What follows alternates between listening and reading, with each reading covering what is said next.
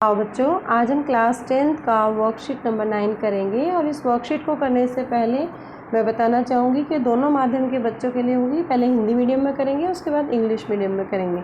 आज का जो टॉपिक है वो है धातु और अधातु।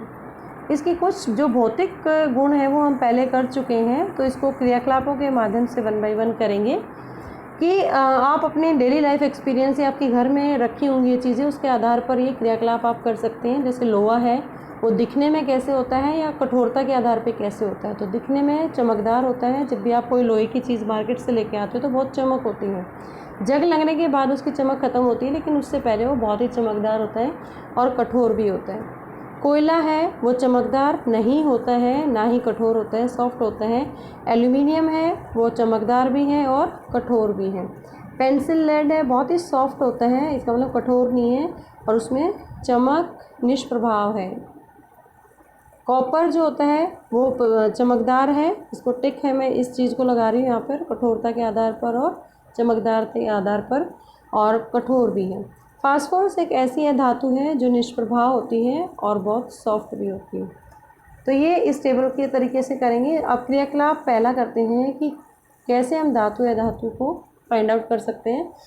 एक लोहे की कील लेंगे और एक कोयले का टुकड़ा लेंगे। लोहे की कील और कोयले का टुकड़ा और एक मोटे एल्यूमिनियम तार का टुकड़ा और एक पेंसिल लेड, 4 चीज़ें हमें लेनी है। लोहे की कील लेकर उसे हथौड़े द्वारा पीटेंगे तो आप ध्यान से देखेंगे कि इसमें क्या हो रहा है। ध्यान से काम करना है, इसमें चोट ना पहुँचे किसी भी तरह से। जब ज़ोर से पीटने का प्रयास करेंगे इसको, एल्यूमिनियम के तार पे भी ज़ोर से चोट करेंगे, इसी तरीके से कोयले के टुकड़े और पेंसिल लेड पे भी ज़ोर से करिएगा तो आप क्या देखेंगे, सारणी में रिकॉर्ड करेंगे कि आपने क्या किया। अगर हम देखेंगे इसको कि हथौड़े से लोहे की कील को पीटने पर अगर वो फैल जाती है, चादर सी बन जाती है, चपटा हो जाता है या उसके टुकड़े टुकड़े हो जाते हैं, ये हमें ध्यान देना है इस चीज़ पे। हम पदार्थ की आघात वृद्धता पे ध्यान देंगे। आघात वृद्धता का मतलब क्या होता है, धातुओं की वो गुण जो किसी भी धातु को पीट पीट कर चादरों में बदला जाता है। जैसे टिन शेड बनाए जाते हैं तो चादर हैं, दरवाजे बनाए जाते हैं लोहे के। अगर कील फ्लैट हो जाती है, वो चादर के रूप में आ जाती है, चपटा आकार हो जाता है, इसका मतलब वो आघात वृद्धता है। तो लोहे की कील को अगर थोड़े से पीटेंगे तो उसका आकार चपटा हो जाएगा। दूसरा, कोयले का टुकड़ा है, उसके टुकड़े टुकड़े हो जाएंगे। उसके एल्यूमिनियम की तार है वो भी चपटी हो जाएगी, चपटा हो जाएगा उसका भी। पेंसिल लेड है, उसके टुकड़े हो जाएंगे। तो इस तरीके से आपने ये ऑब्जर्वेशन इस टेबल के अंदर भरनी है। उसके बाद नेक्स्ट आता है क्रियाकलाप 2, जिसमें हम देखना चाहेंगे कि विद्युत का प्रवाह होता है नहीं होता किसी वस्तु में, है या नहीं है। इसको एक माध्यम से करेंगे। छोटी क्लासेस में बच्चे ने, आप लोगों ने भी किया होगा कि जब भी हम इस क्रियाकलाप को करते हैं तो कुछ सुचालक और कुचालकों के बारे में बात करते हैं। सुचालक वो होते हैं जिनमें से विद्युत धारा प्रभावित होती है, कुचालक वो होते हैं जिनमें से विद्युत धारा प्रवाहित नहीं होती। ये भी आप अपने एक्सपीरियंस से ले सकते हैं। इसके लिए छोटा सा सर्किट आप बना सकते हैं। एक छोटा सा बल्ब लिया, तारें ली छोटी छोटी, और एक सेल ले ली और एक की ले ली। यहाँ कील की जगह आप सेफ्टी पिन भी यूज़ कर सकते हैं, तो ये विद्युत परिपथ बन जाता है। जैसे ही इस तार को कील के साथ पास करेंगे, या कील जो है वो सुचालक है, इसलिए करंट इसमें पूरा पास हो जाता है और ये परिपथ पूरा चलने लग जाता है और ये बल्ब जलना शुरू हो जाता है। इसका मतलब ये सुचालक है विद्युत की। तो पदार्थ की विद्युत सुचालक है या कुचालक है, इसको हम टेबल में फिल करेंगे। तो सबसे पहले जितनी भी धातुएं होती हैं वो सुचालक होती हैं, अधातु कुचालक है। तो लोहे की छड़ चालक है, ये सुचालक है। पेंसिल लेड कुचालक है। कोयले का टुकड़ा, पेंसिल की जो लेड है वो भी सुचालक है, कुचालक नहीं कहेंगे। पेंसिल की अगर हम बॉडी की बात करेंगे, लकड़ी की बनी होती है, वो कुचालक होती है, लेकिन लेड क्या है, सुचालक है। इसके लिए मैं क्रॉस यूज़ करूँगी और इसके लिए राइट का इस्तेमाल। कोयले का टुकड़ा है वो कुचालक है। कॉपर की तार है, जो आप तारों में यूज़ देखते होंगे कि विद्युत तारों में इस्तेमाल की जाती है, कॉपर और एल्यूमिनियम। रबड़ है वो कुचालक है। धातु का शार्पनर है, अगर शार्पनर धातु से बना है तो सुचालक है। प्लास्टिक का स्केल है वो कुचालक है। तो इस तरीके से हम आइडेंटिफाई कर सकते हैं। Now the time for the English medium students, and today's topic is metals and non-metals. And in this worksheet we will study about few properties of metal and metal on the basis of some activities. First of all, complete the following table on the basis of appearance and hardness of the material. So few objects are given. First one is iron. When you bought iron from the market, then its appearance is very shiny, and very hard in nature. Coal is very dull. You can write here cross for the dull and write for the appearance, and not hard for the cross is used for the not very hard. So it is not very hard. Aluminium is very shiny and it's very hard. Pencil lead is also not shining, dull in nature and not very hard.